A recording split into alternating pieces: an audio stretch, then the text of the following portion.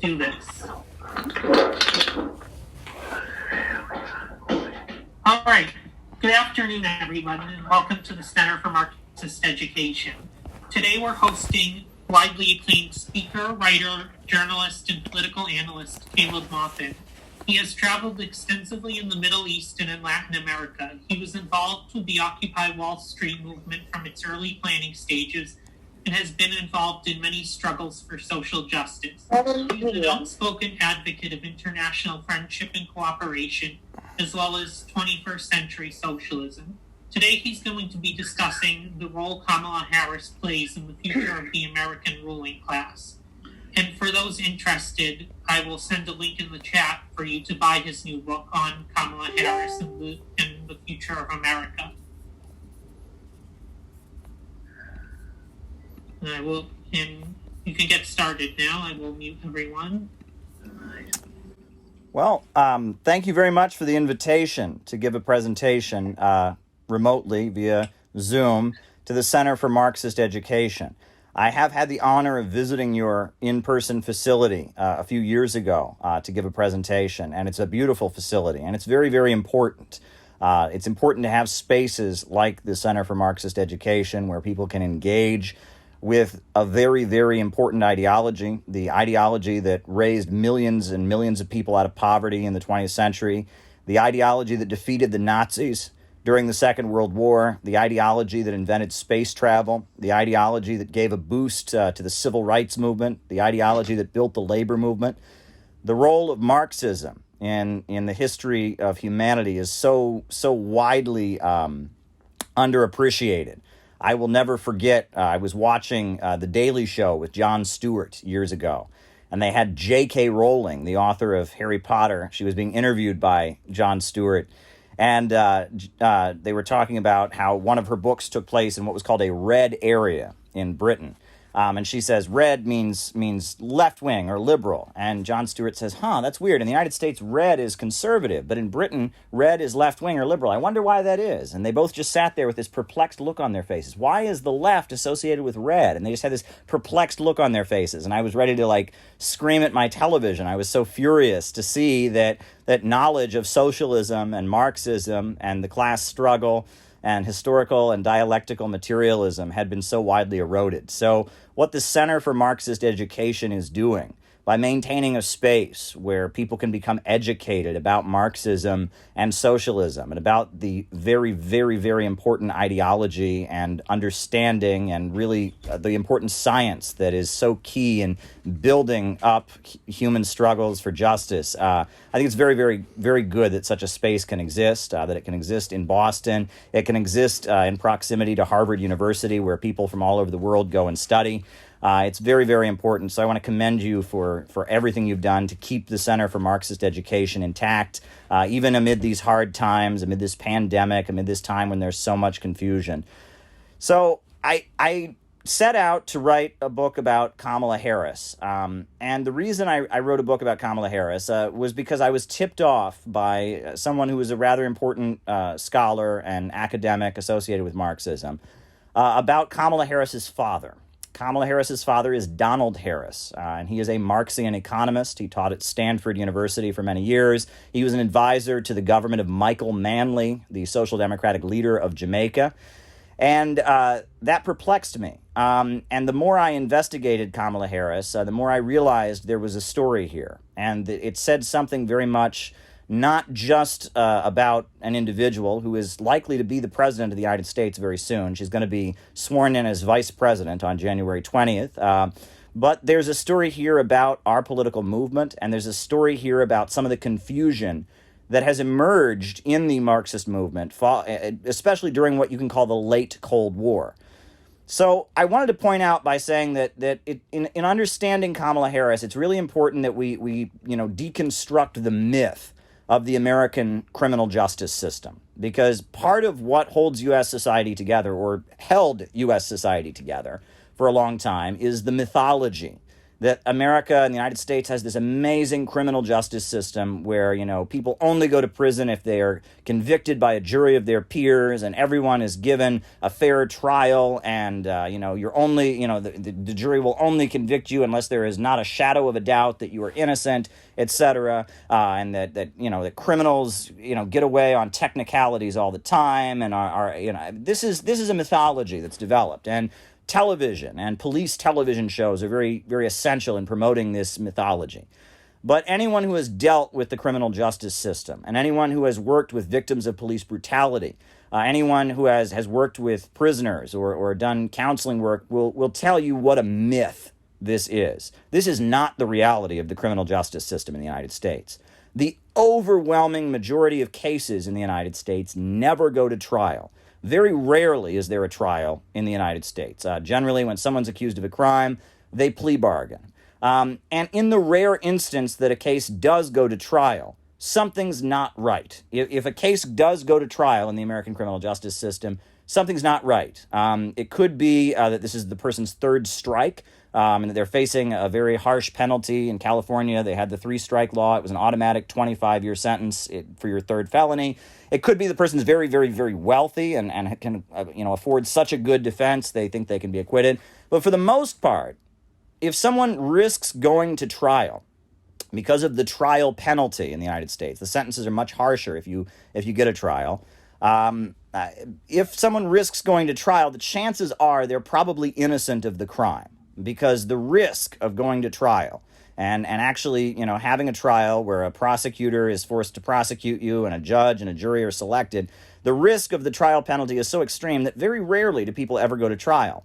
But yet, even though very rarely do people ever go to trial, and if they do go to trial, there's a very good chance they're probably innocent of what they've done, because why in the world would they take the huge risk of having a trial? Something's not right if they do indeed go to trial. The conviction rate in state and federal courts is very high. I mean, it's like 95%. So even though people rarely risk going to trial, the conviction rate is very, very high. And juries are overwhelmingly, predisposed to convict people. The Bronx, which is, one of the poorest counties in the entire country, in New York City, the Bronx borough of New York City, has one of the lowest conviction rates in the country, and their conviction rate is 66%. So, two-thirds of the people who go on trial in the Bronx are convicted, but that's considered one of the lowest conviction rates in the country. And that shows how rigged the legal system is against working people who are on trial.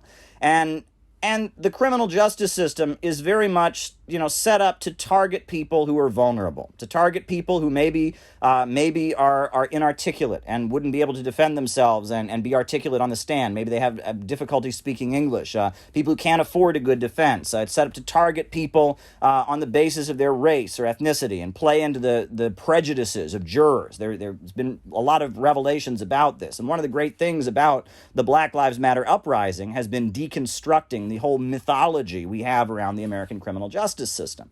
So if you understand what the American criminal justice system is, and you understand what Michelle Alexander and so many others have written about mass incarceration and prisons for profits and all of these horrendous things, then if you look at the career of the woman who is about to become vice president of the United States, it's deeply, deeply disturbing. Kamala Harris, if you look at her record, she's very much the queen of mass incarceration.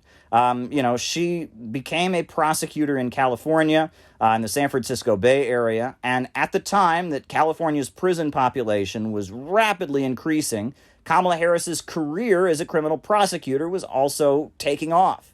And it's been revealed that the Attorney General's office of California, when she was California Attorney General, was frequently being castigated by the courts for breaking the law, concealing evidence to try and convict people. There were drug labs that were bringing false results, and this information was not given to defendants. There were situations where the Attorney General's office of California was trying to keep people in prison, to use them as cheap labor.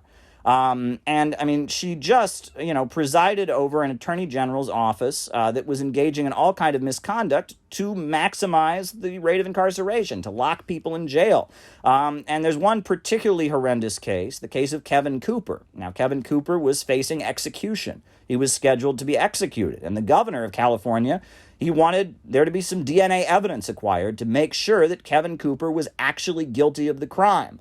And Kamala Harris and her attorney general's office tried to block the acquiring of DNA evidence. Well, they were overruled. DNA evidence showed that Kevin Cooper was not guilty of the crime, and Kevin Cooper's execution was stopped. But Kamala Harris was prepared to block DNA evidence and prevent the and basically go ahead with the execution of an innocent man and try to block DNA evidence that would have acquitted him. I mean, these are situations that are very disturbing, and you have to wonder what kind of person could do such a thing.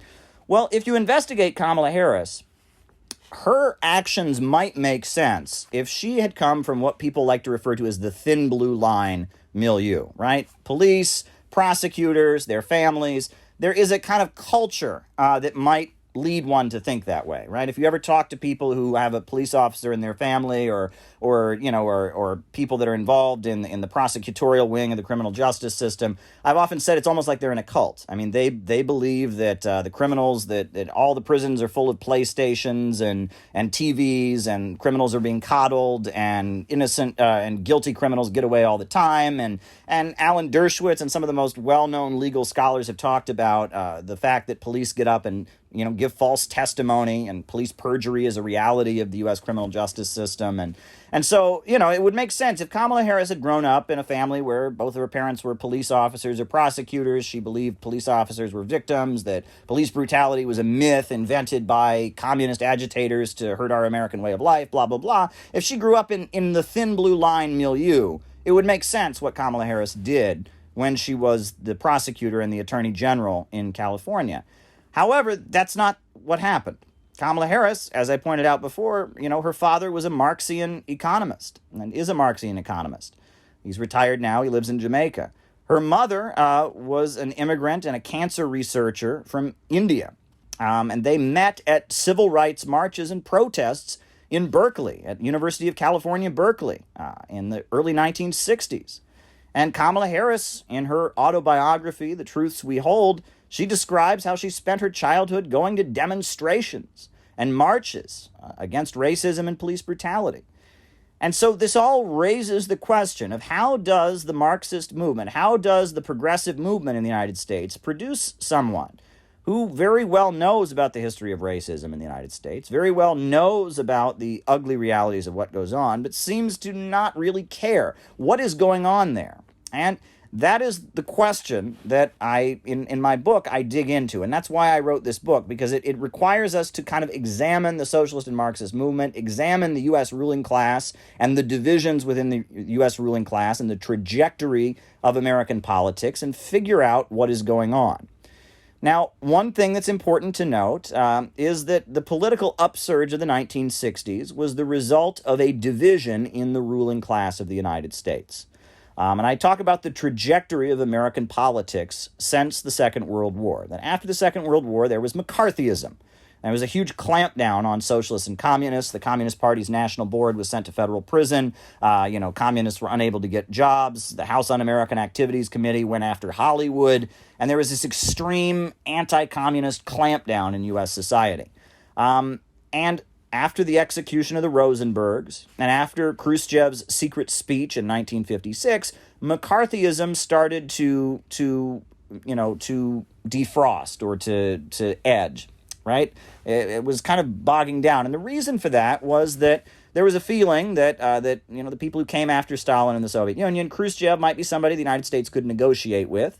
There was also a feeling that McCarthyism had gotten so out of control that figures in the ruling class were being targeted. Let's not forget Joe McCarthy accused the U.S. Army of being communist, right? Joe McCarthy actually went after a U.S. senator and blackmailed him and got him to commit suicide out of, a fear of revelations about his son's involvement in politics and such. And that McCarthyism kind of became a vehicle for one section of the ruling class to very viciously go after other sections of the ruling class.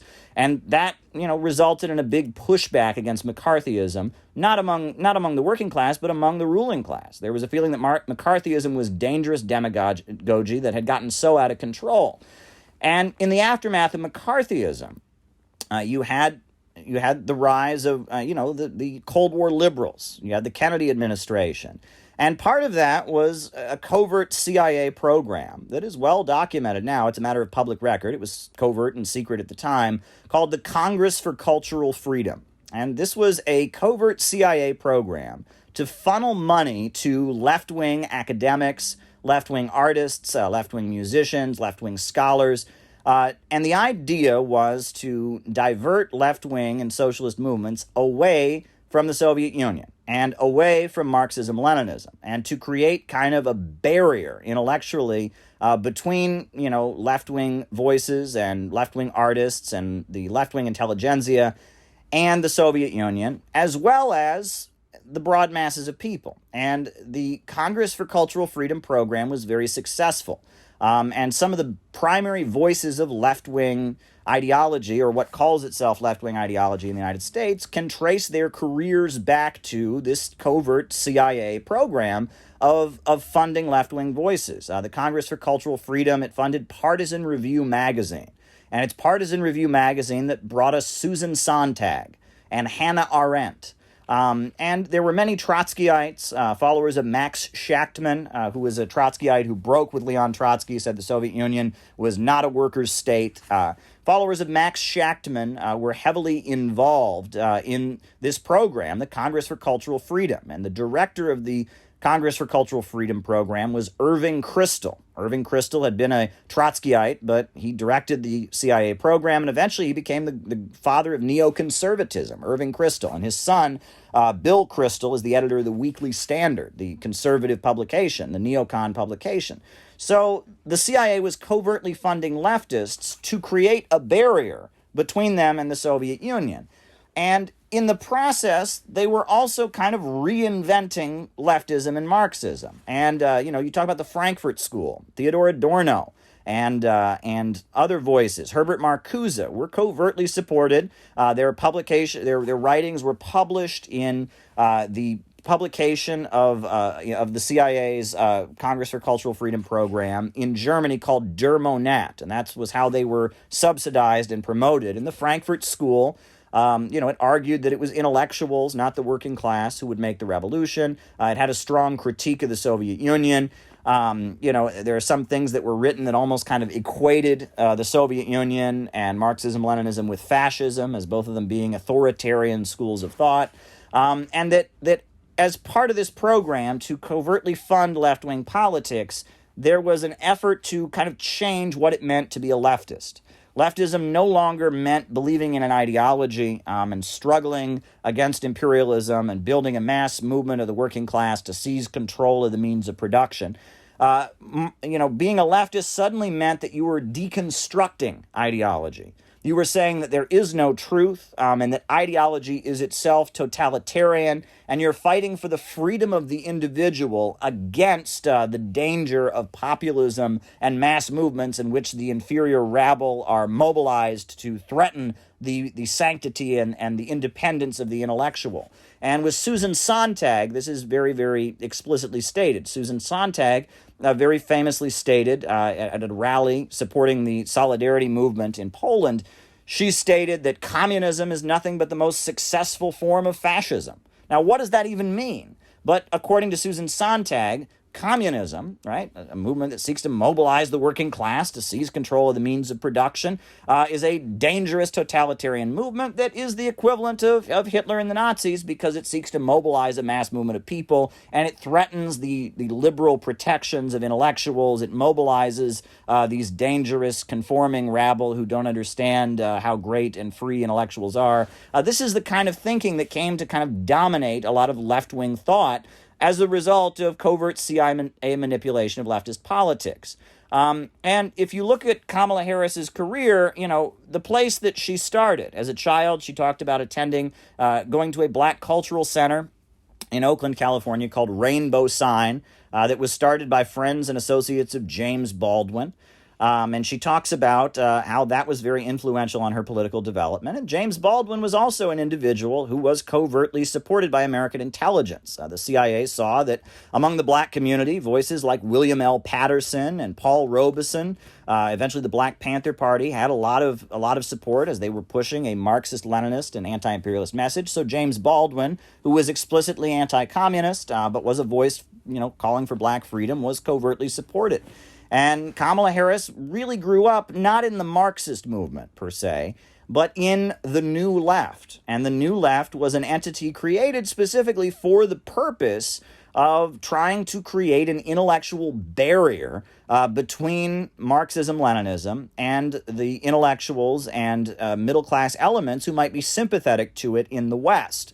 And that's an important thing to understand, especially now that there is so much confusion. We have, right-wing voices like Jordan Peterson who are saying things like, postmodern cultural Marxism is threatening the United States. We have this whole belief on the American right wing that Joe Biden is a communist, that Kamala Harris is a communist. Well, this is not the case, but postmodernism and a lot of the ideas that dominate the left, while they're not Marxism, they are ideas that were intentionally fomented by one section of the ruling class and by American intelligence as a barrier against actual Marxism. So if you get a little bit further into things, in the second section of the book, I talk about Kamala Harris in terms of personality theory. And it's interesting because the President of the United States is probably one of the most important people in the world. Billions of dollars and billions of human lives are in the hands of the President of the United States. And it's interesting if you look at the fact that the last several presidents of the United States have similar personalities. If you look at the life of Bill Clinton and the life of Barack Obama, you can see some key similarities. Now, Bill Clinton never met his father. His biological father died before he was born. He was raised by a single mother. An abusive stepfather came and went, and Bill Clinton was very close to his mother. He learned at a young age that he was very charismatic and good at speaking. He went to an Ivy League school and eventually became governor of Arkansas and president of the United States. Well, Barack Obama, it's a similar story. His father and mother separated. His father moved back to Kenya and left his mother at a very young age. He was raised by a single mother. His mother then married a military leader from Indonesia who was, by all accounts, probably quite physically abusive to her. Barack Obama stayed with his mother as she separated from this Indonesian stepfather. Barack Obama went to an Ivy League school, eventually moved up in American politics, was political in Chicago, became a U.S. senator, and eventually president of the United States. And very similar personalities. And if you look at George W. Bush and Donald Trump, there are some key similarities. Donald Trump and George W. Bush both had very high-achieving fathers, right? George W. Bush's father was CIA director and eventually president of the United States. Donald Trump's father was a wealthy real estate owner in New York City. Both of them seemed to have grown up in the shadow of this high-achieving father and were viewed as kind of the screw-up failure son. Donald Trump was sent to military school at a young age, considered to be a rebellious teenager. You have George W. Bush, who was viewed as, a party boy and arrested for drinking and involved in cocaine and was kind of viewed as the screw-up failure son of the Bush family.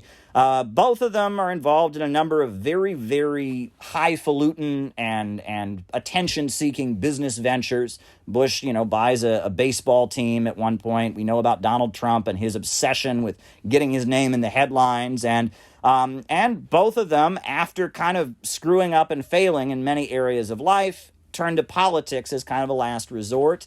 And you can see a similarity there. And why is this important? Because these personalities are very important, and the personality of the president of the United States is something that's worth investigating. And if you can understand, on the part of the rich and powerful, on the part of certain entities in the United States, if they can understand how to manipulate the president of the United States to do what they want, they can be very successful. And manipulating Barack Obama was very, very key for certain elements in the United States. We know that that the bombing of Libya and the destruction of Libya was something Barack Obama was reluctant to do. He didn't want to do it.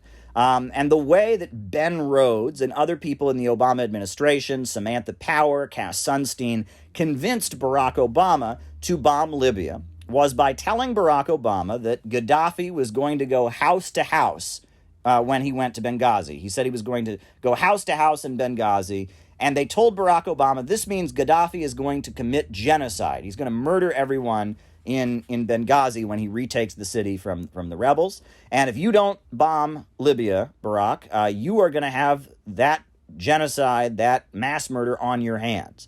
And Ben Rhodes and Cass Sunstein and Samantha Power and others worked on Barack Obama for several days, convincing him that if he didn't take action, he would be remembered as somebody who was responsible for letting a genocide happen. And they played up this phrase, house to house. And finally, Barack Obama relented and, sent cruise missiles to Libya. And it was through manipulating Barack Obama that a section of the U.S. government and U.S. intelligence that wanted to overthrow the Libyan government was able to manipulate Obama and get what they wanted. So understanding the personality of political figures and how to manipulate them and get what you want is something you can bet millions and millions of dollars, and all kinds of research has been poured into by powerful entities. They want someone in office that they can manipulate. And so it's not surprising that we see similar personalities among figures who rise up and become prominent in American politics. And Kamala Harris is particularly unique because, unlike any other politician in U.S. history, she invokes her own childhood way, way more frequently. I mean, you never see anyone invoke their own childhood as much as Kamala Harris does. There are T-shirts with 10-year-old Kamala Harris's face on them. She made a catchphrase, "That little girl was me." And almost every introduction of Kamala Harris or speech intended to market her includes, some reference to the fact that she was a small child, which is very bizarre. I mean, Kamala Harris is well over 50 years old, but yet her childhood and her experiences as a child are frequently invoked in politics. That is not normal, but it seems to fit in with some aspects of Kamala Harris that you can look into. So who is Kamala Harris? Well, her mother was a cancer researcher from India. Her father is a Jamaican economist who taught at Stanford University. There was a pretty ugly divorce, it seems, in which the father lost all custody.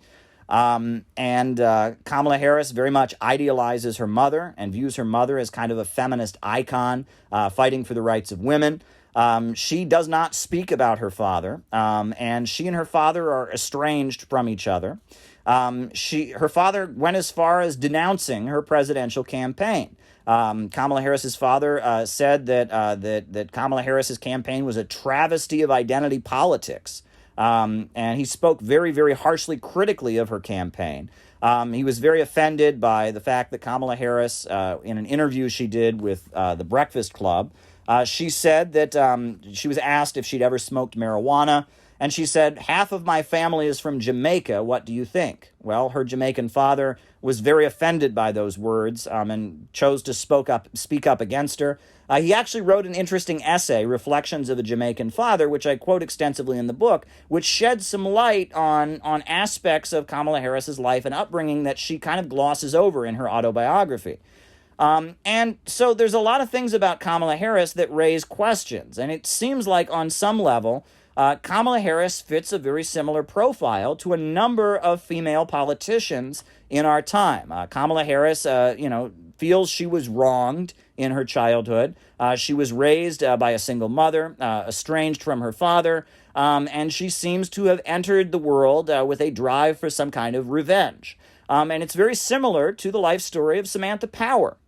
Samantha Power, who was Barack Obama's UN ambassador, who was key in pushing Barack Obama to intervene in Libya and in Syria. She was born in Ireland. Her father was an alcoholic. Her mother took her to the United States. Her father died of an alcoholism-related illness. You can talk about Amy Klobuchar. It's a similar story. Father was an alcoholic, was very abusive to the mother. The mother separated from the father. Amy Klobuchar also goes on to become a criminal prosecutor.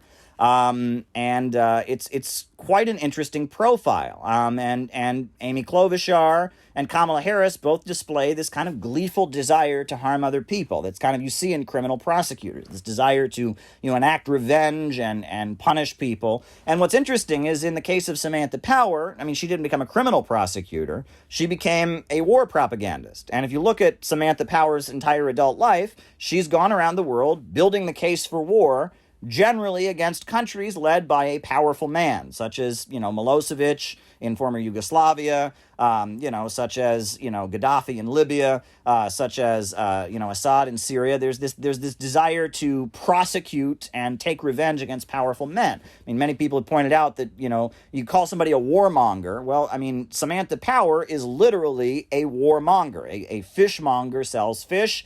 Samantha Power is a war seller. That's what she's done throughout her entire adult life, and she became Barack Obama's UN ambassador, and she's recently been appointed to the Biden administration. So personality theory is very interesting, but it's also interesting in light of the Marxist movement, because part of what the Frankfurt School and the Congress for Cultural Freedom did was they kind of took the economics out of Marxism and made Marxism more about aesthetics, right? And that Marxism became about lifting restraints on impulses and fomenting unrest. And Marxism was about kind of giving permission to people to be angry. And you see a combination among the Frankfurt School. They make an effort to combine Marxism with Freudianism.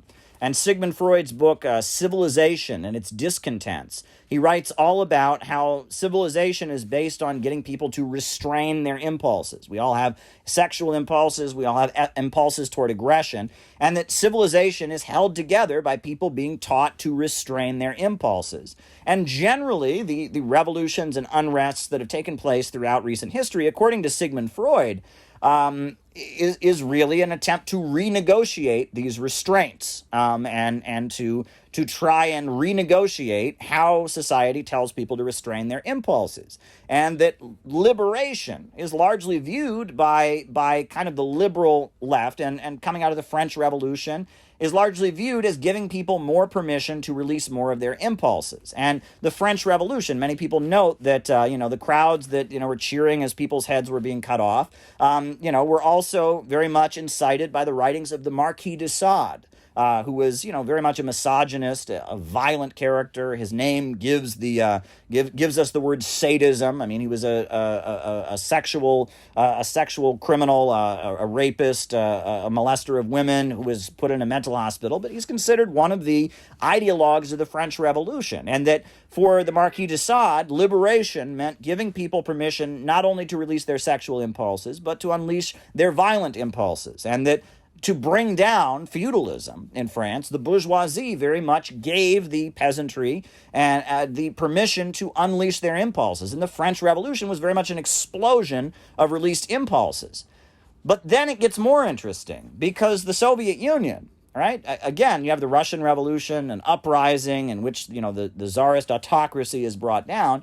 But as the Soviet Union industrialized and built itself up as a socialist society, it started to almost do the opposite. It started to almost give people what Sigmund Freud referred to as these feelings of religiousness, or these feelings of oneness that he's critiquing. And if you read what admirers of Stalin and admirers of the Soviet Union wrote, they almost have a kind of a conservative appeal. Stalin is seen as kind of a fatherly figure, mobilizing the people to build up their country, building a sense of community. And it's a completely almost opposite approach. I'll read to you a passage here that I quote in the book, because it's rather important in understanding why it is that even still today Stalin is very popular in Russia. And it's important to understand because it doesn't exactly fit into what leftism in the United States has become. This is from Tatiana Fedorova, who was involved in building the Moscow subways during Stalin's 5-year plans. She says, "Remember, people were illiterate, lived in virtual darkness, wore birch bark shoes. Even now, I think it's like something out of a fairy tale. It was one of the most difficult times to build this country. To build these great construction sites would only be possible through the unity of the people and the love of the people for their idol. And for us, Stalin was an idol." She writes, "Everyone was trying to do the best for the country, to raise the heights of the motherland.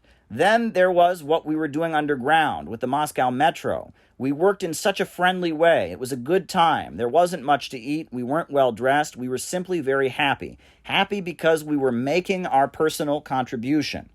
It was when the first train went by. It was when the noise of the motor of the first train went by in this clean tunnel which had, until then, only seen ordinary little carriages. You can't compare that feeling to anything. The construction workers who felt that will feel it forever. No one forced us to do it. We didn't have to do it, but everyone wanted to.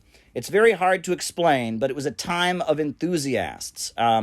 They said communism is the young people of the world, and we were the young people of those years. Each of us tried to build the foundation of structures with great joy. It was like a happy song." I mean, these are the words of a woman describing the kind of enthusiasm and feelings of unity and oneness that the Soviet Union unleashed among the population to build.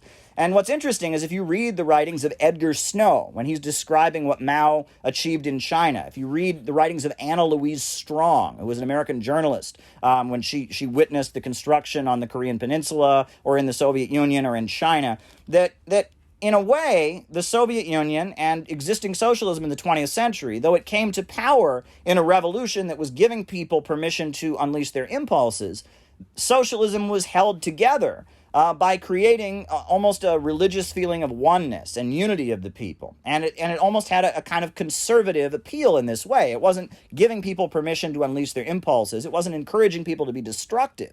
It was rather giving people a sense of community and oneness that motivated them to go out and build a whole new country and to defeat the Nazis, to invent space travel, to wipe out illiteracy, to have huge economic achievements.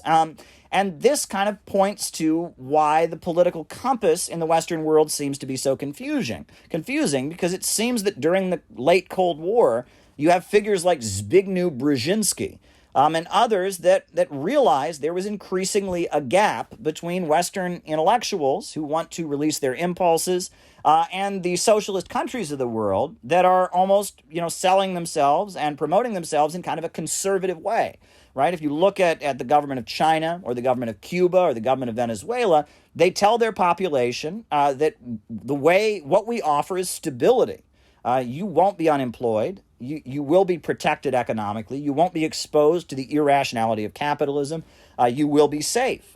Whereas the left seems to be, in the West, seems to very much be into the Trotskyite or Guevaran aesthetics that are about going out and unleashing your rage, breaking things, permanent revolution, tear things down. So there's kind of a divide between existing socialism and the mindset of leftists. And it was manipulating that divide that kind of was very successful and key in the United States in winning the Cold War. You look at Afghanistan, for example. The way Osama bin Laden and the Mujahideen were presented to the world as if they were freedom fighters, as if they were fighting against the evil Soviet tanks. They were peasants rising up. And you look at what happened in Eastern Europe, for example, and the situations and the Prague Spring, and eventually the toppling of the socialist governments of Eastern Europe with the color revolutions. What was going on was these kind of leftist and liberal aesthetics were being hijacked to deconstruct socialist societies to bring in neoliberal Western capitalism, right? That the psychology that leftists had historically tapped into since the time of the French Revolution had been hijacked by the imperialists, while the socialist governments had been kind of fomenting a kind of conservatism in order to justify and build socialism. So this is all showing how confusing politics have gotten in our time, but this all gets back to Kamala Harris. Because if you look at where Kamala Harris came from, less than 1% of Democratic voters in the primary voted for her, less than 1%. But yet she's very likely to be the president of the United States very soon. And why is that? It's because she was selected at a meeting in the Hamptons in Long Island by the Hillary Clinton faction. The donors who were encouraging Hillary Clinton to run for president once again changed their minds and decided to financially put their backing behind Kamala Harris. And this is well documented. And that the Hillary Clinton donors put their money behind Kamala Harris. And after that happened, then Tulsi Gabbard used her limited time on the debate stage to expose Kamala Harris's record as a criminal prosecutor. And what was really going on here? Well, the Hillary Clinton State Department very much represents the faction coming out of the Cold War, the Zbigniew-Brzezinski faction of American intelligence, that argues that the way to defeat anti-imperialist states and to overturn socialism is through fomenting color revolutions and using media, and specifically now using social media, to foment color revolutions and unrest. And the Samantha Power faction, the faction of the Hillary Clinton State Department with, you talk about Anne Marie Slaughter and others, they see populism as the greatest danger, and they call for global revolution to create an open international system. And the Hillary Clinton State Department presided over the coup in Honduras that toppled the socialist government and created instability and chaos in that country. Honduras now has one of the highest murder rates in the world. People are fleeing the country, neoliberalism, cutbacks. They oversaw the overthrow of Gaddafi in Libya. Libya had the highest life expectancy on the African continent, under Libya and Islamic socialism under Gaddafi. Now the country is wrecked. There are two rival factions fighting for power. People are drowning in the Mediterranean trying to get out. You have Syria, a civil war that was fomented using these kind of Guevarian aesthetics of a color revolution, a people's uprising against a dictator. And that Hillary Clinton State Department faction that wanted to team up with Silicon Valley. You have Jared Andrew Cohen, who was on the board of Google Alphabet, who kind of acted as the liaison between the Hillary Clinton State Department and Silicon Valley. That faction very much picked Kamala Harris as their person. So Tulsi Gabbard, who is someone tied in with the U.S. military, who is somebody who has called out the results of these color revolutions around the world, used her limited time on the debate stage to take down Kamala Harris. And after that, Kamala Harris was done. After she pointed out on the debate stage that Kamala Harris has a record of locking people in jail for smoking marijuana and then laughing about smoking marijuana herself, trying to keep an innocent man on death row, etc., destroyed Kamala Harris. But regardless, Kamala Harris was selected by Joe Biden as the running mate, and now Kamala Harris will be our vice president, is likely to be the president of the United States very soon. And this faction of the U.S. ruling class, the Silicon Valley faction, that is committed to fomenting kind of unrest and chaos and global revolution by hijacking the left-wing aesthetics and, kind of the Frankfurt School's association of left-wing politics with simply releasing impulses. That faction has selected Kamala Harris to be their voice. And psychologically, this fits in with Kamala Harris's life and trajectory. Kamala Harris feels she was a victim. Kamala Harris very much has a desire to punish and to destroy. And so this all fits into how confusing American politics has gotten. But at the end of the day, it raises the question of, will actual Marxist populism return? Will the politics of Gus Hall and William Z. Foster and Eugene Debs and Huey Newton return? Will Marxism become a movement that is about, organizing the working class and the broad masses of people to fight for their rights against the ultra-rich?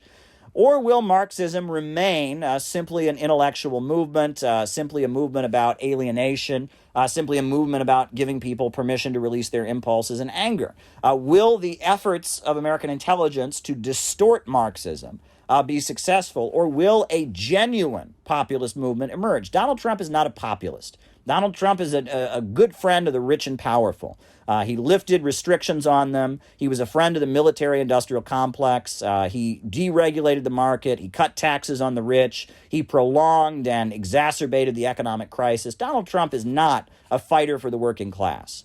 But if you look at real populism in the United States, if you look at Roosevelt and his alliance with the Communist Party during the Popular Front period, if you look at Huey Long and the way he took measures in Louisiana to aid working families, there is a history of real working class populism in the United States. It's very closely tied in with socialism and class struggle and Marxism. So the question is, will that class struggle politics be revived? Because there has been a huge amount of confusion and a huge effort to distort Marxism and what the Marxist movement, our movement, stands for.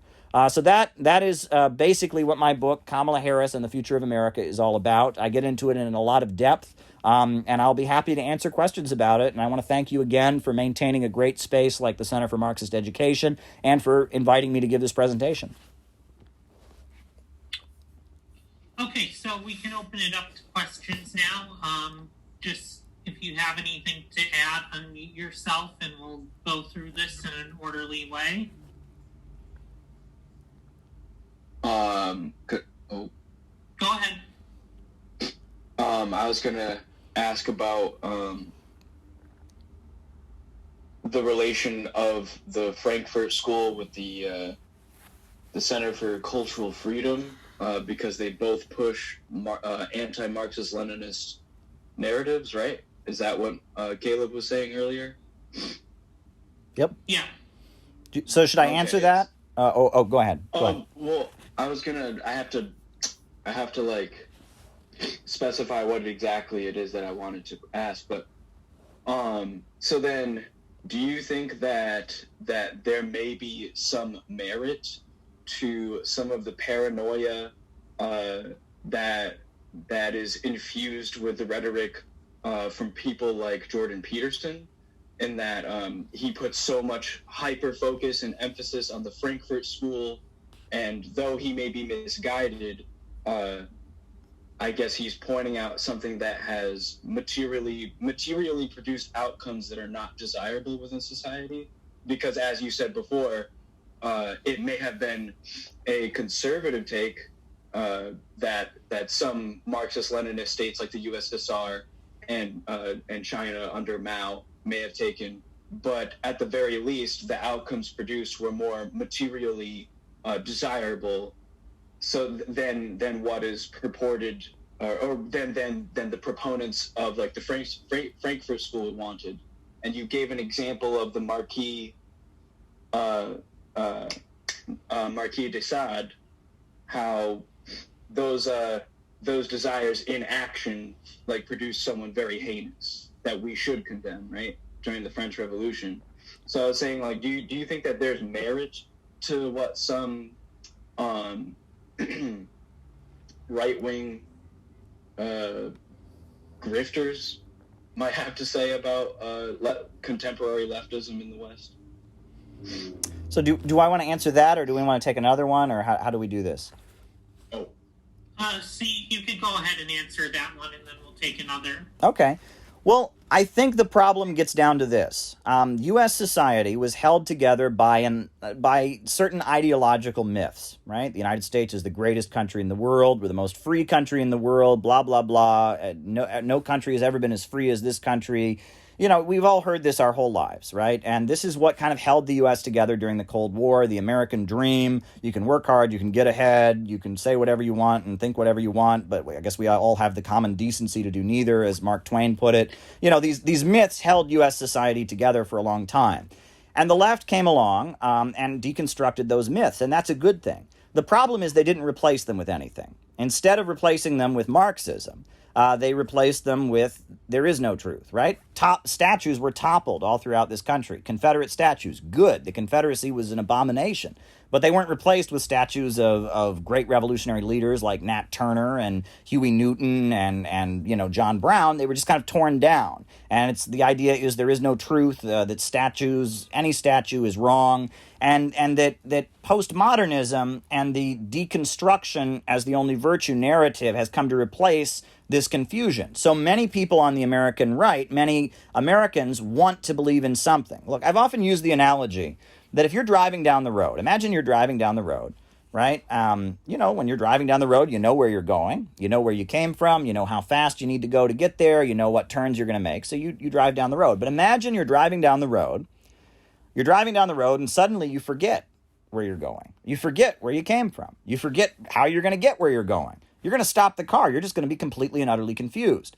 Well, what happened is that, the American ideology, Americanism, American patriotism, blah, blah, blah, it gave people this narrative through which they could get through life. That's what ideology does. It gives you a narrative through which you can identify yourself. It gives you the ability to point to the map and say, this is where I am, this is where I came from, this is where I'm going.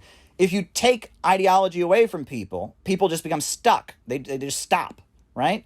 Well, Marxism is not about taking ideology away from people. It's saying that the ideology they have is wrong. And it's giving them a new answer of where they came from, a new answer of where they're going, and a new way to get there. And the problem is that instead of postmodernism and what now calls itself the left, this it doesn't give people that. It simply deconstructs the ideology that was already there. And that is what these right-wing grifters are very good at pointing out. They're very good at attacking that. And they're saying, look, you need something to believe in. You need a sense of community. You need a truth. And if you take that away from people, they are going to be at a loss. And I think that that's the issue. And so with the Trump movement, with Jordan Peterson, with these right-wing grifters, they're trying to restore that ideology that the left has deconstructed. That's what Donald Trump was all about. Make America great again. And in the face of synthetic leftism and postmodernism, that's a very effective message. But if Marxism could really give people a narrative and give people an ideology and give them something to believe in, I think Marxism could be quite successful. And so that is what they are tapping into. I hope that answers your question.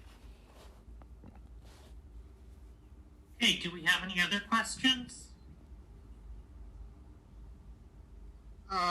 Question on Kamala Harris. She has repainted herself as one of the most liberal senators. Is this a good sign that she'll do better than her past? Well, I think it shows that Kamala Harris will do what she needs to do in order to present an image of herself. When she was a prosecutor in California, she was all about locking people up. She was all about the death penalty. But now there's been an uprising from below, the Black Lives Matter uprising, and now there's been wide talk of mass incarceration and how bad it is. So she's worked very hard to reinvent her image. But at the end of the day, Kamala Harris is very much controlled by that Hillary Clinton State Department faction and by American intelligence. And they give her a script and she reads it. And she's trying to present herself as kind of the culmination of black liberation right now and the culmination of freedom and struggles for justice. But her record doesn't match that. And I think that under her leadership, we are going to see more color revolutions, more instability, not just around the world, but also in this country. Yeah. All right, so Yusuf has his hand raised. If you want to go ahead and unmute. Yes, thank you. And also, I remember in the 60s, the image of the working class by the American left was the Archie Bunker character in All in the Family, a very conservative, very anti-left person. And that image, that attitude is still continuing among some factions. At an anti-war rally, the head of the the Connecticut AFL-CIO spoke, on our behalf, and she and one of the one person jeered him as a Johnny-come-lately. I was very disturbed at that. So I thank you for your talk. I think it's right on point. Sure. Well, this is one aspect of the 1960s New Left that is very, very problematic, is there is a notion that the American working class are the enemy. And, you can see this with the Weather Underground, the way they referred to American workers as pigs, And they said that they benefit from imperialism. You can see this continued with the third worldist trend. There's this book, Settlers, The Mythology of the White Proletariat, that's very popular in left circles, especially among younger people, that presents the idea that American workers, they benefit from imperialism, which is true. They do benefit from imperialism. But on that basis, they are not revolutionary. They're not really part of the working class. Ward Churchill's writings, in particular, kind of hit on this point. And what's interesting is that while the 1960s New Left was kind of angry at the U.S. working class for not being revolutionary, for being chauvinistic and racist, I think that there is also the neoliberal wing of American capitalism that sees the American working class as an impediment to their goals, right? And that they brought in neoliberalism and free trade, and they were trying to very much demolish that labor aristocracy, that layer of well-paid industrial workers that kind of held the U.S. society together during the Cold War. And so there was kind of a similarity, and they both kind of agreed that average Americans, are the enemy. There was a TV show during the presidency of Richard Nixon called All in the Family, and you mentioned Archie Bunker. Archie Bunker is a working class guy who's seen as a dumb right-wing conservative. And he's, there was a feeling in the New Left that average working class Americans are the enemy. And that point of that feeling really is the introduction of the anti-populism that you can kind of see having overtaken left-wing circles in our time. And that's not what William Z. Foster was about. There was an understanding among the Communist Party that the way to win freedom, for all workers was through black and white united fight. And it's through putting the needs of the oppressed first that all workers can benefit. And, the liberation of the black community, the liberation of the Chicano community comes through building class struggle and putting their needs first, but mobilizing the entire working class to fight against the bosses. And settlers and what you can call third worldism and other trends, they erode that. And that is the beginning of the kind of politics that we now see culminating in Kamala Harris. So Justin's got his hand raised again. Go ahead. I was going to ask, within context of everything that's happened so far with the Capitol riots, and with Kamala's history of being one of the most prolific prosecutors within American history, and how she had a really long career of just locking people up for very minuscule things. Do you think that within the current material conditions that the U.S. faces right now, and with your acknowledgement earlier that there's going to be more violent confrontations that are going to be manifesting outside the U.S. and within the U.S., what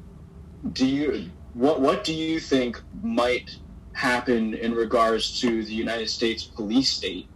Do you think that we're facing another Patriot Act 3.0 or something even more dire?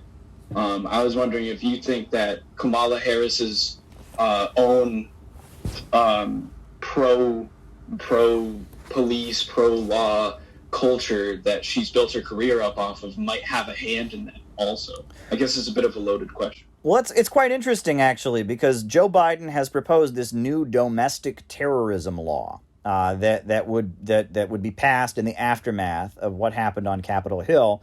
And if you look at that law, it doesn't really outlaw anything new. It is already illegal to go into the U.S. Capitol and break things. It is already illegal to go into Nancy Pelosi's office and vandalize things and take her property and such. It's already illegal. And this new law proposed by Biden, all it really does is increase the penalties. It's similar to the hate crimes laws, right? That, it's already illegal to murder somebody, but if you can prove that somebody murdered somebody out on the basis of racial hatred, there's a much harsher penalty. This new law proposed by Biden argues that if somebody commits an act like vandalism or property destruction or harming a police officer, and you can prove they're ideologically motivated, that this was an act of domestic terrorism, You can give them a much harsher sentence. And I think anyone who is a left-wing activist should be deeply worried about that law, right? I mean, think about it, right? So it's like a protester gets arrested for breaking a window at a demonstration, allegedly, or whatnot. And then the prosecutor says, well, he's an anarchist or he's a socialist and he's motivated by his ideology. So this wasn't just vandalism. This was an act of domestic terrorism. That's very, very frightening. And that's the law that they are proposing. And it's interesting because Kamala Harris was a prosecutor for many years, and she knows how the game is played, right? That if it's all about getting people to plea bargain. So if someone's on trial for breaking a window and the sentence is this, they might not plea bargain. But if they're on trial for domestic terrorism and the sentence is 70 years in prison, they might plea bargain much lower. And it's basically enhancing the power of the prosecutor to prosecute people who are arrested at demonstrations. And I think that's an attack on civil liberties. Now, obviously, the country is very shaken by the horrendous events happened at the Capitol, and no one on the left would endorse that kind of activity. The racist slogans that were chanted, the Confederate flag. No one's supporting what the Trump supporters did. But at the same time, this new law proposed by Biden really has huge implications for anyone who's a left-wing activist. Okay, do we have any other questions? I see Ella.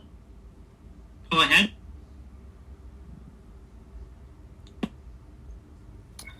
How do we get these libertarians and these conservatives to stop conflating neoliberalism with communism?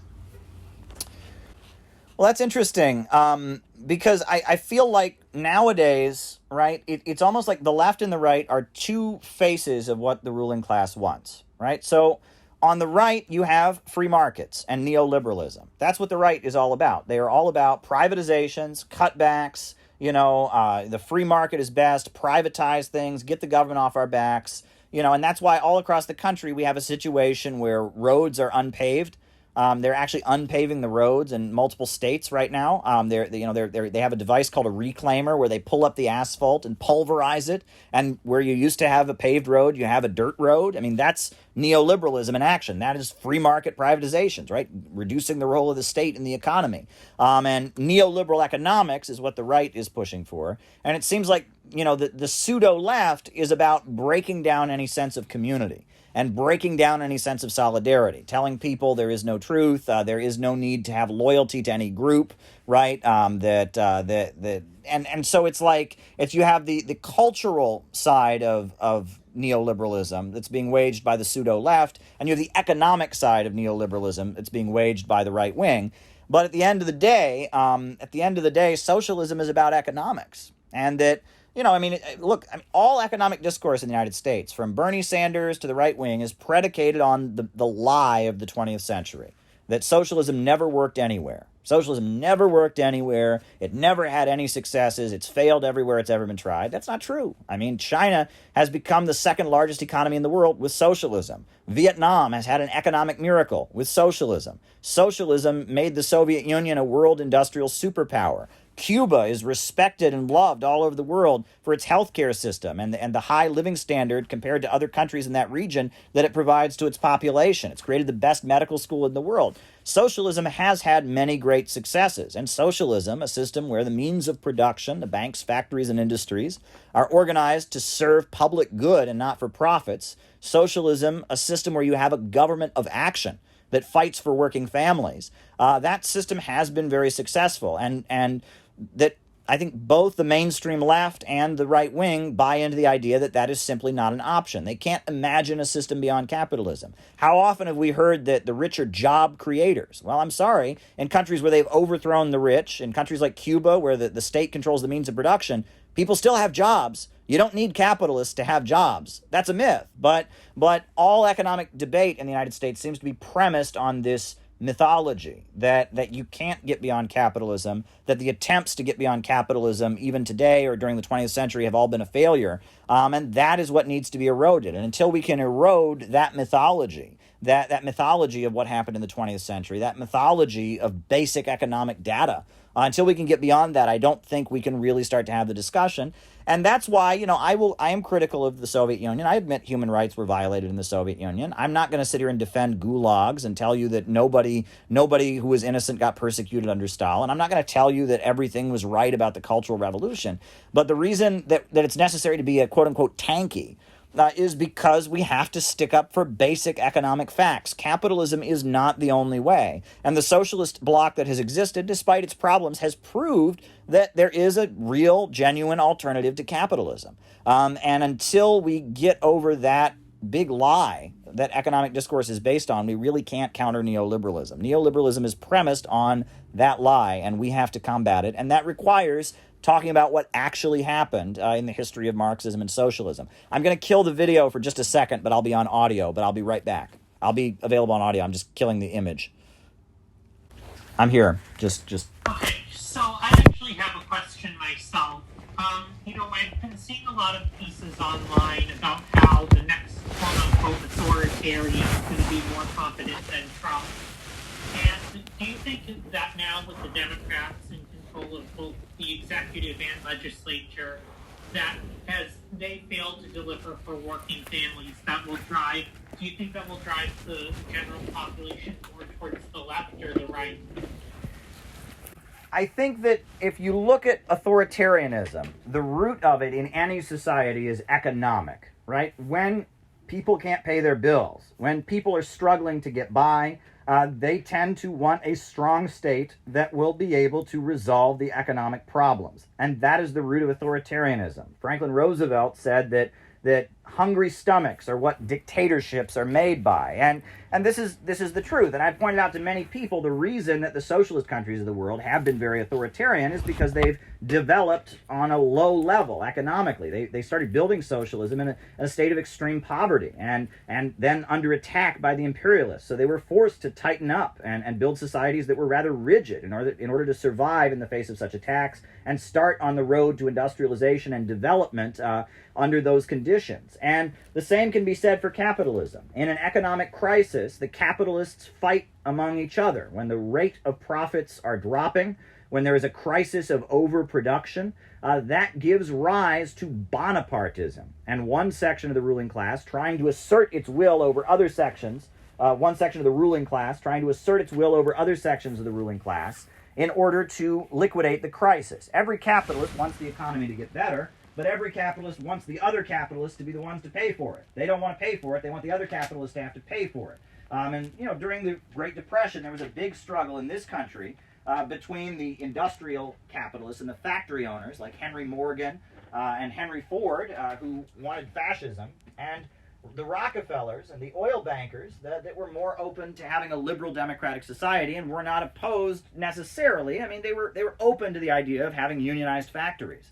And there was an attempted coup against Roosevelt by the factory owners. And Henry Morgan and Henry Ford and others were sympathetic to overthrowing Roosevelt and installing a government that would be sympathetic to the factory owners. And these kind of fights happen. And there are divisions right now in the U.S. ruling class. The capitalists are fighting among each other because their system is failing and the rate of profits is dropping. And really what we're dealing with, the root of the authoritarian or illiberal drive in many Western countries right now, the real economic root of it is a massive crisis of overproduction. The computer revolution has basically created a situation where the need for workers on the assembly line is far lower than ever before. I mean, there's a huge shift in how the means of production operate. And millions of people have no place at the assembly line. And as we've learned from Marx, workers are also consumers. And if you eliminate workers from the means of production, and if you drive their wages down and you make them easily replaceable, eventually you can't sell your products and you have a big crisis of overproduction. And we've created this massive global apparatus of production, churning out iPhones and iPads, and we got 3D printers, and they don't have book binderies anymore. They've got, you push a button and a book comes out. They've got machines that make entire books by pushing a button. They've eliminated workers from the means of production. And as a result, millions of workers are left outcast and starving. And as a result of that, they cannot buy the products that the capitalists are producing so efficiently. And so you have a prolonged crisis of overproduction spawned by the computer revolution. And that is what is behind this authoritarian drive. All sections of the capitalist class, they want something to be done to fix this. They want the government to step in and resolve this. But they want it to resolve it at the expense of other factions. They don't want to be the ones to pay for it. And that's the division. And Trump represented one faction of the U.S. ruling class, Betsy DeVos, the Secretary of Education, who's a billionaire. There was the Bernie Marcus, the owner of Home Depot. There were many wealthy capitalists who were supporting Donald Trump, but there were probably a majority of the capitalist class that didn't, right? And especially Silicon Valley and the super major oil companies, and there were many in the capitalist class who saw Donald Trump as a threat to them and saw him as somebody using the state apparatus not for their benefit, but for the benefit of the other capitalists, like the fracking companies, the weapons manufacturers. So this is the struggle that's been going on. And this is what's behind this crisis that we're in as the capitalists are desperately trying to save their system. And what's interesting is that in our period, workers are actively being recruited. Usually, when times are good, the capitalists try to work very hard to lock workers out of politics, to keep us from thinking about politics, get us to just kind of focus on sports or celebrity gossip or whatever. But now we're in a period where the capitalists are fighting among each other and recruiting workers to be their foot soldiers and building movements, and funding movements, right, of the left and the right, trying to get workers to act as their foot soldiers to help settle the scores among the capitalists. And that creates an opening for the actual working class to get into motion and put forward its own demands and its own vision.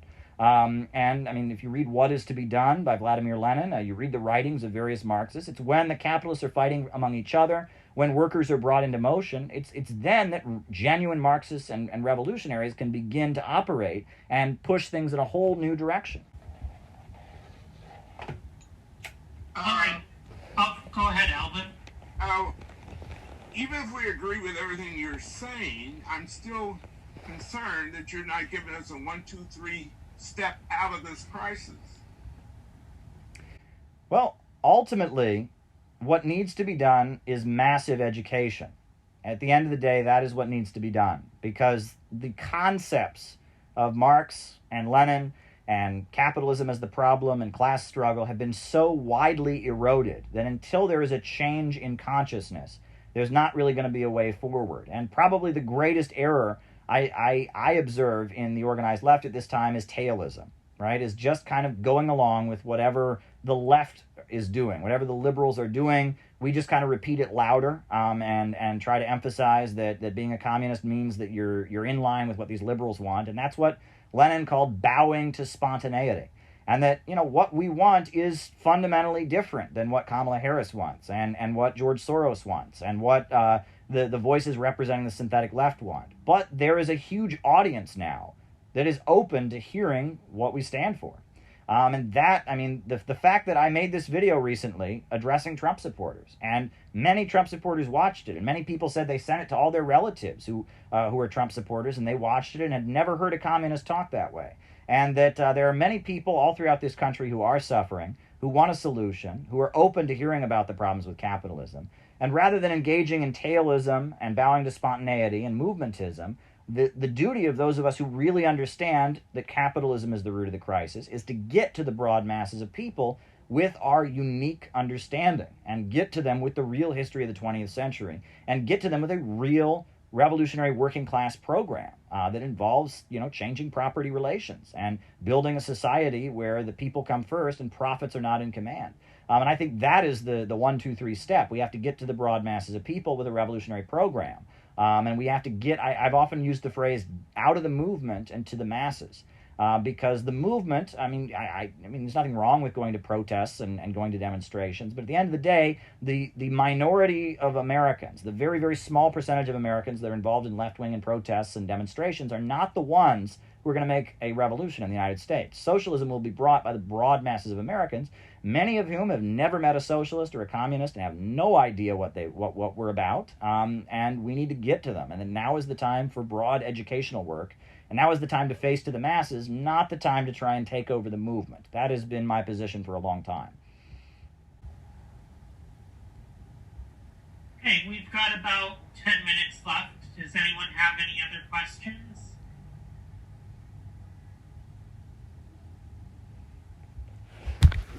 What about a link to the movie you just created? How do we get there?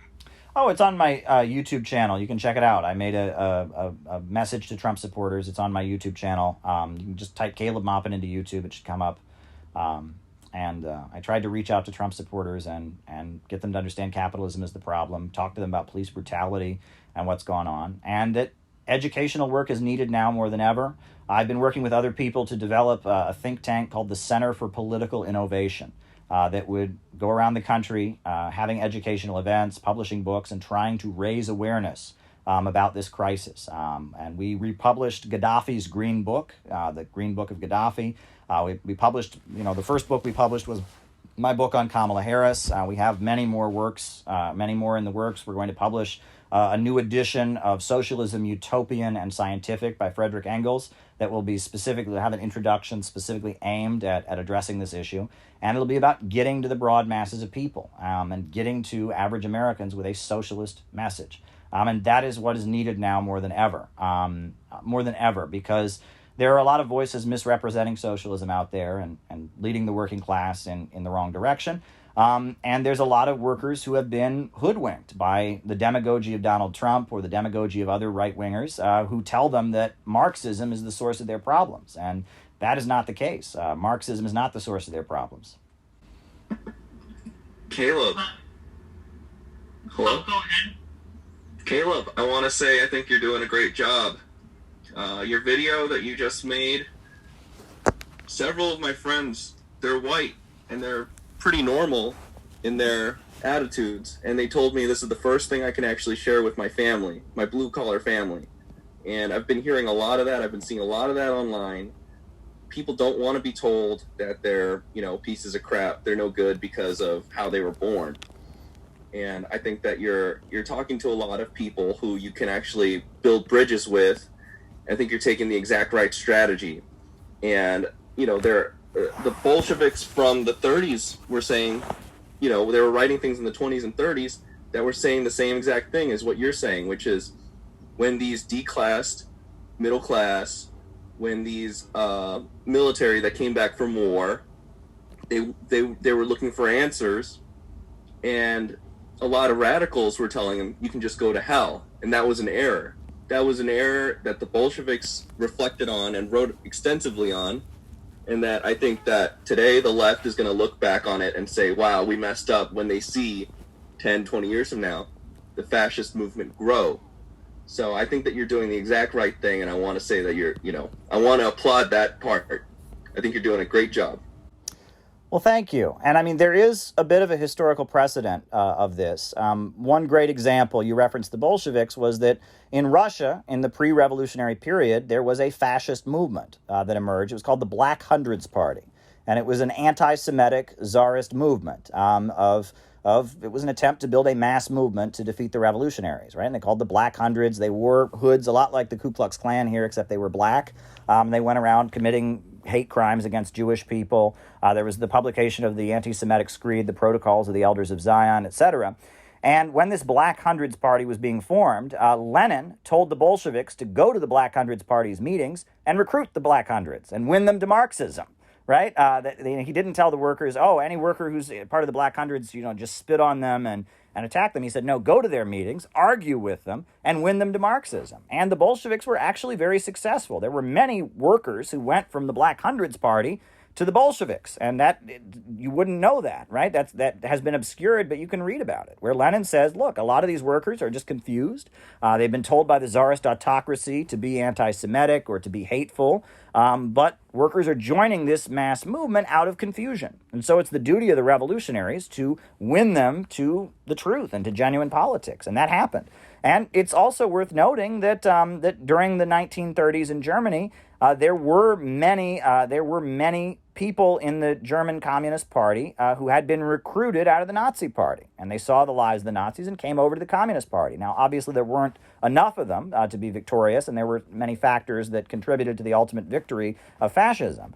But it was understood largely that the Nazi Party and the Communist Party recruited from the same neighborhoods. The poor and desperate people that were unemployed, some of them would become fascists and some of them would become communists. And this idea that anybody, anyone associated with the far right, they're permanently evil and should be canceled, I think is not correct. And that we are trying to get to people who are unhappy with capitalism and win them to an anti-racist, anti-imperialist revolutionary program. That is what we were trying to do.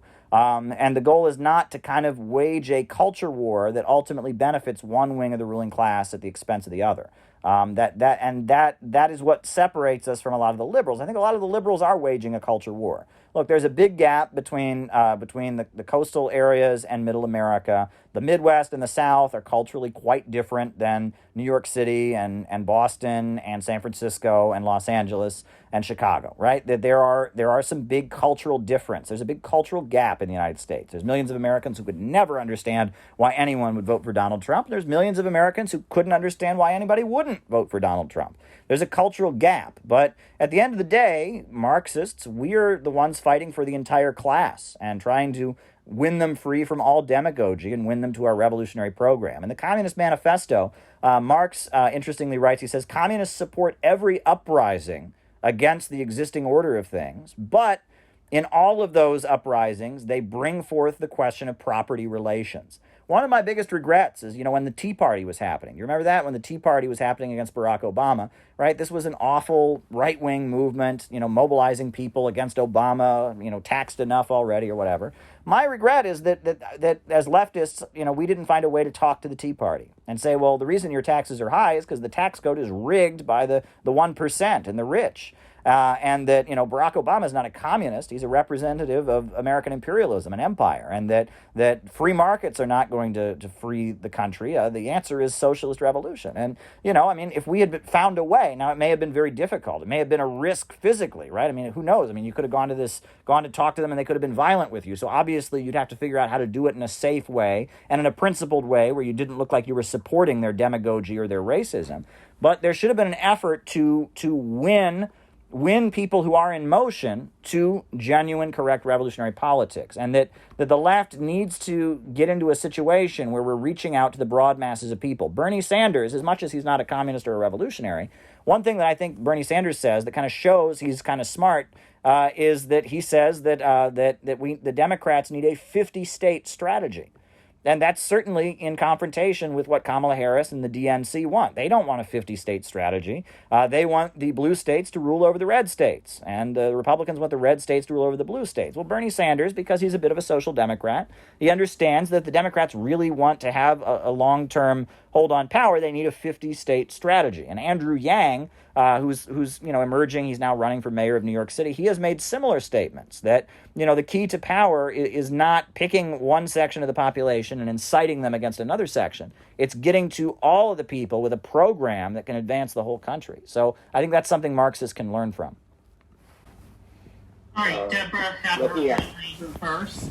So, Wadia, I wanted to raise something. Go ahead, Wadia.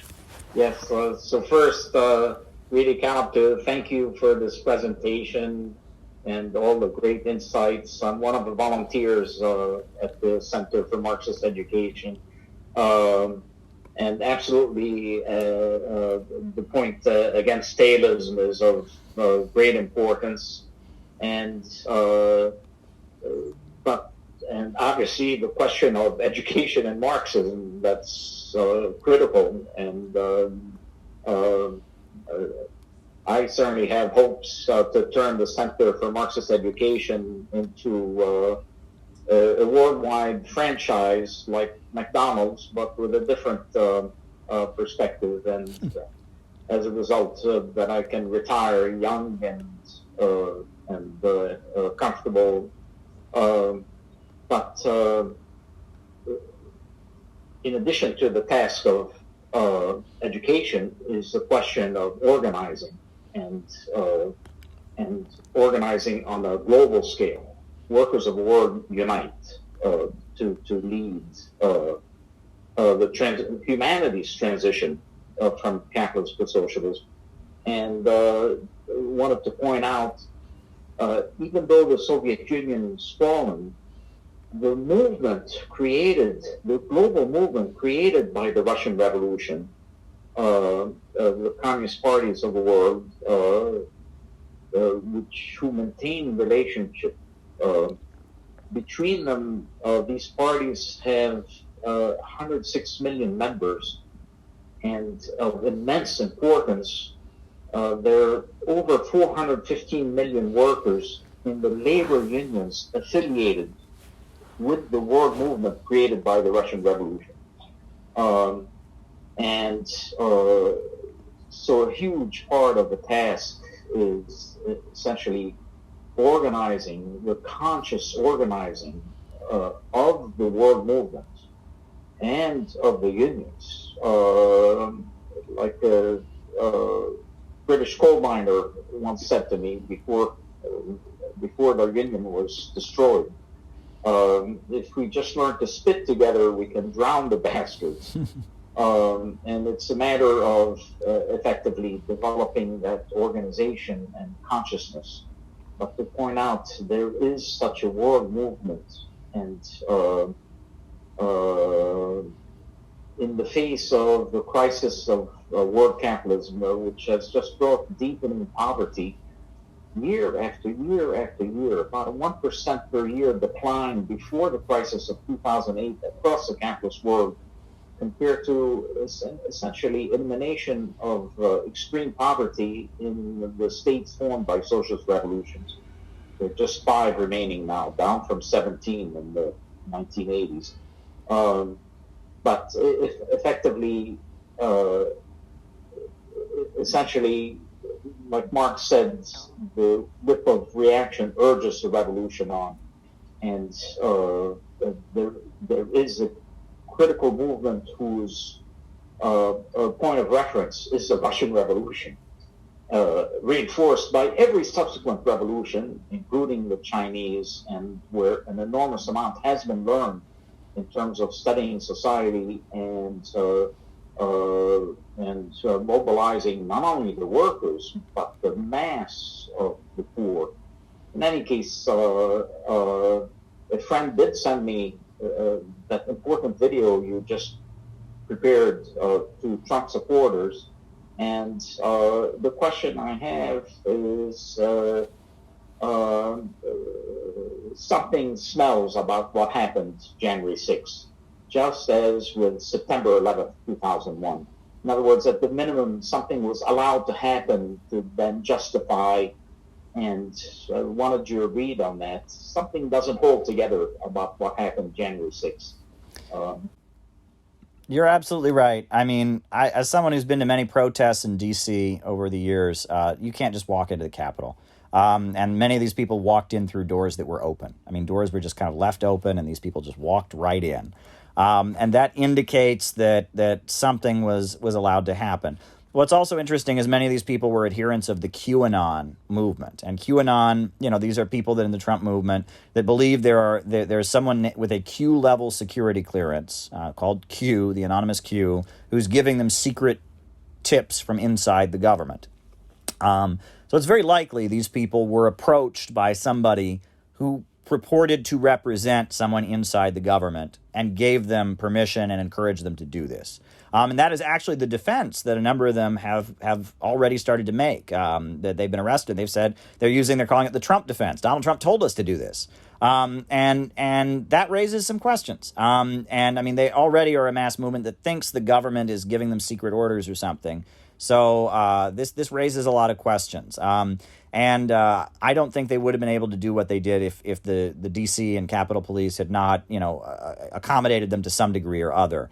But the question is, was this done simply by the Trump faction to intimidate their rivals, as is largely believed, or was this done partially by Trump's enemies to create kind of a perfect storm through which to permanently remove and defeat his faction? And that is not clear. And honestly, it could be a little bit of both. I mean, it could be that Donald Trump wanted to rattle Congress and threaten them a little bit, and someone caught on to this and made it something that he completely lost control of. And I mean, we will just have to see. I suspect in the future there will be entire books written by investigative journalists about what exactly happened. But the narrative that we're largely getting from the mainstream, that this was an attempted coup, doesn't seem exactly right, because a coup would have a chance of succeeding. And these folks, there was no one in the military marching in to back them up. And I don't buy that it was an attempted coup per se. It was definitely an illegal action. It was definitely an act of intimidation. It was definitely done by people who had very, very bad intentions. But wasn't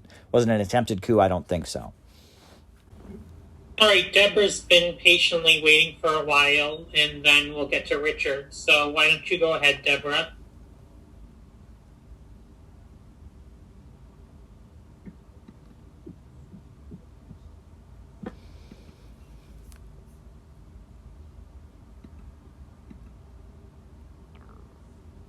You'll need to unmute your microphone.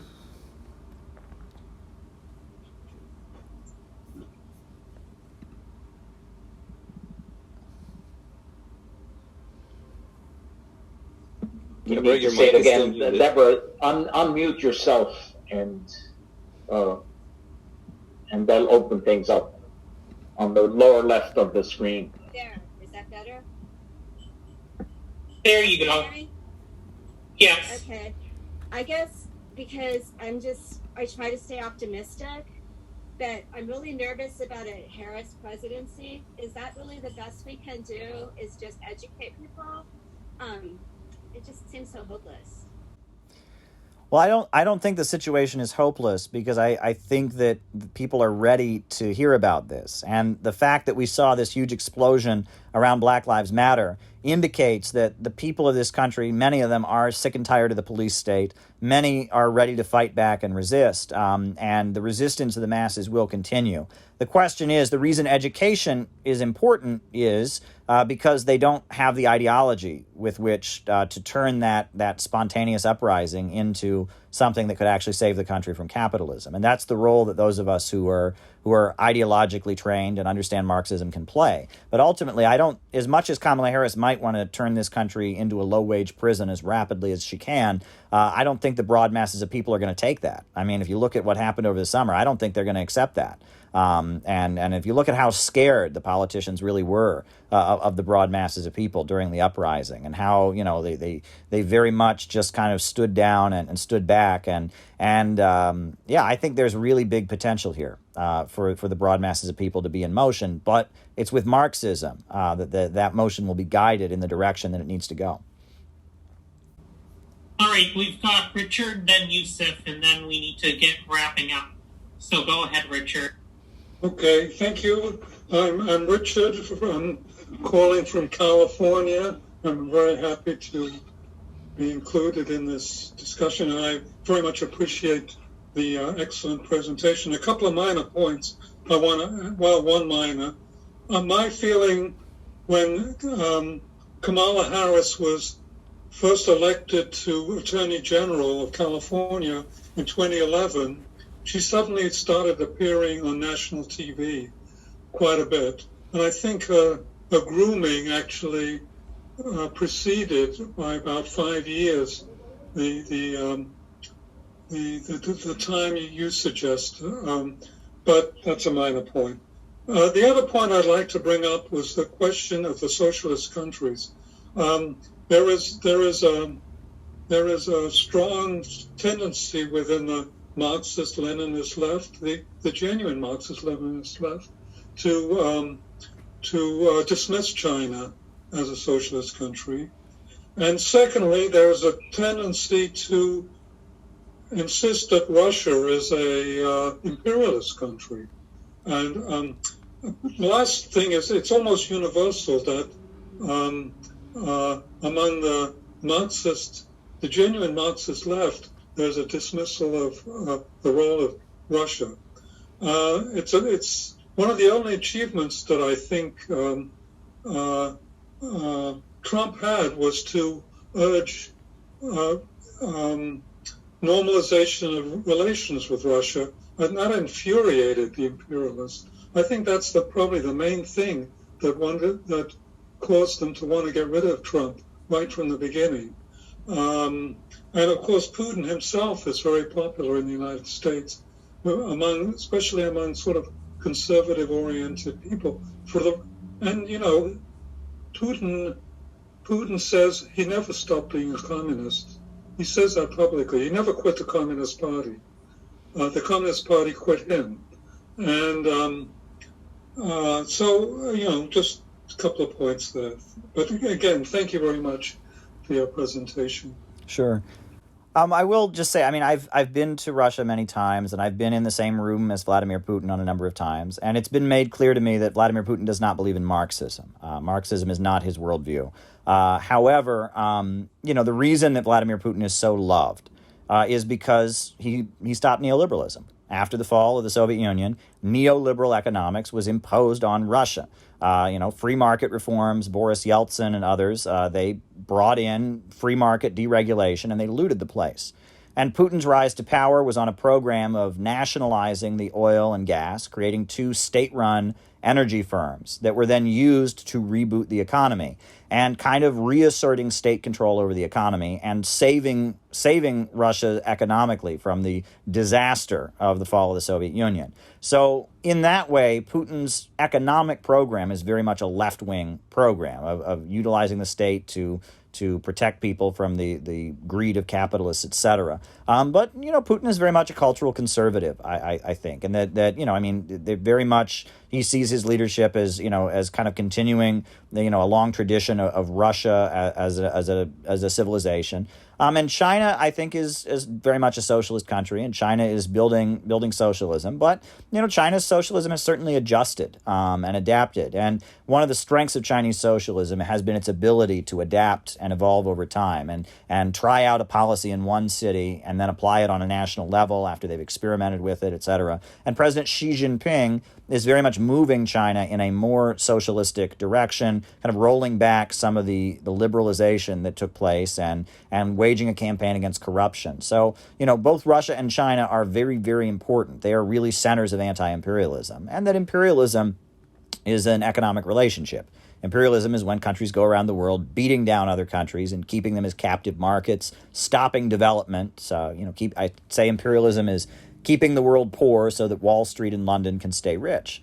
And the governments that the imperialists target tend to be governments that are independent and raising people out of poverty. Often they're socialist governments, not always.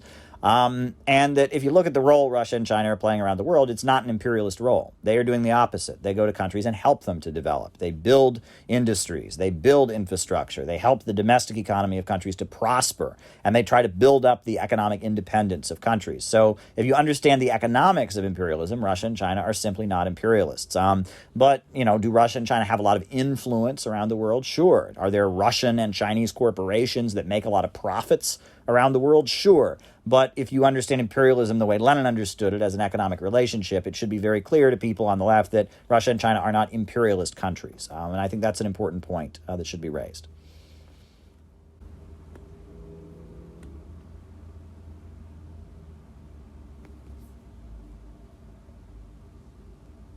Yusuf, you can go ahead and then we're going to wrap up. Okay. Thank you very much. Also, could you also make some comments that when fascism actually seizes state power, one of the first things they do is get rid of their working class base.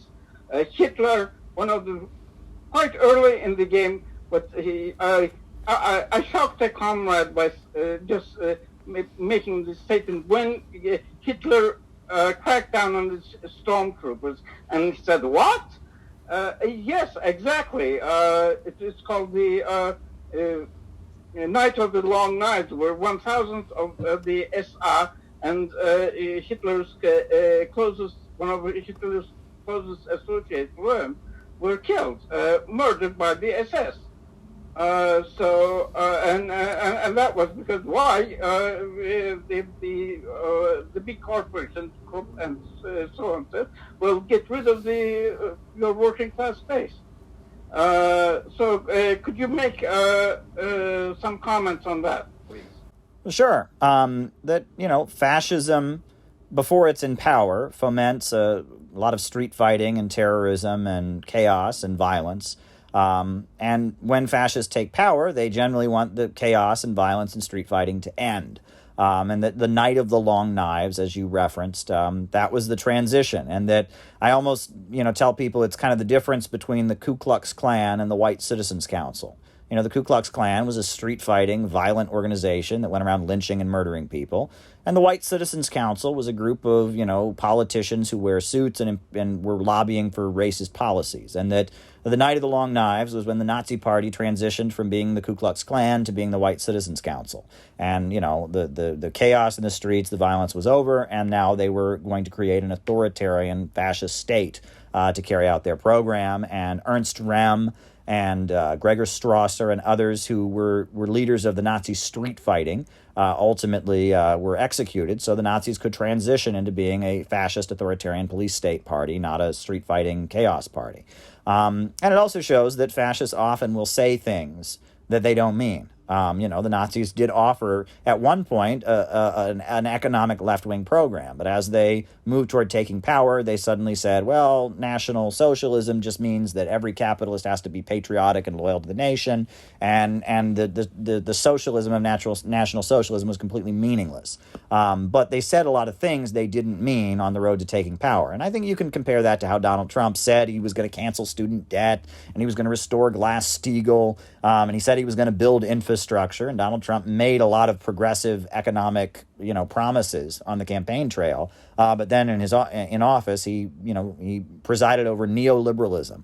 One thing I will say is that in a way, it's almost like the inverse of Trotskyism and what happened in the Soviet Union, because, it seems like basically the division in our ruling class is between advocates of global neoliberal revolution, like Kamala Harris, and neoliberalism in one country, which is the Trump program.